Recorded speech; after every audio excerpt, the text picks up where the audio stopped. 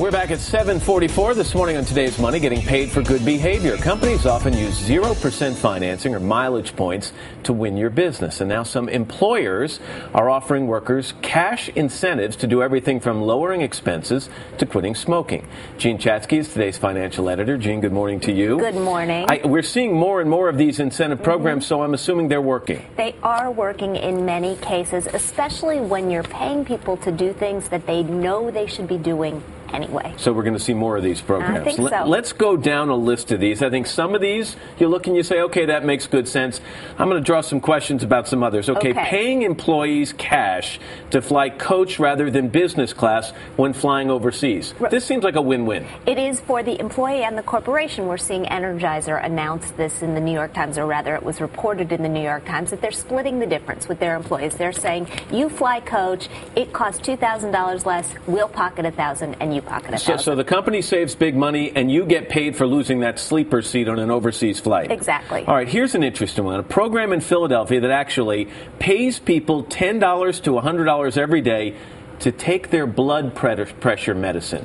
This seems absurd to me. It's an insurer, actually, behind a lot of these payments that's saying to itself, it is costing us so much money when people, hundreds of millions of dollars, when people go into the hospital because they don't take this medication, so we'll just try paying them to take it, and it's working. I mean, how would you like to be a fly on the wall in that meeting where the employee says, okay, I've got raging high blood pressure, I'm sitting here like a ticking time bomb, but I'd like you to pay me to take my medicine? I don't think it's working that way. I hope not. Well, I know it's not. I think it's actually the insurer saying, how can we get people to comply? And cash, having been studied, is the incentive that actually works. All right, next one. Employers reward employees who don't smoke or quit smoking. Our parent company, General Electric, actually offers a program like this. That's right, and they set it up in a series of incentives. So you quit, you get some money. 3 months later, if you're still off them, you get some money. And they verify that how? Urine tests, saliva tests. They actually make employees sort of put themselves out there and say, yes, we quit, and we stuck to it, and you can test us. All right, next one. A church in Jacksonville, Florida, offered to pay the light bills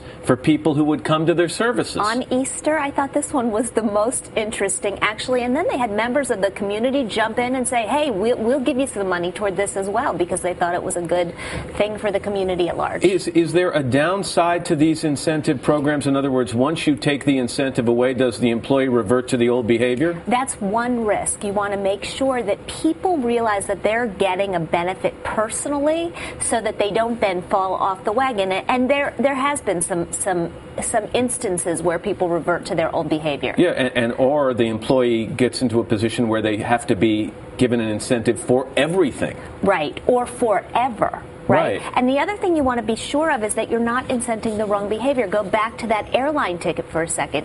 You want to make sure employees are not saying, oh, well, I'm going to sign up for 3 more trips just so I can pocket the extra $3,000. Because there goes the savings right there you go. for the company. All right, Jean Chatzky, interesting stuff. Thanks very much.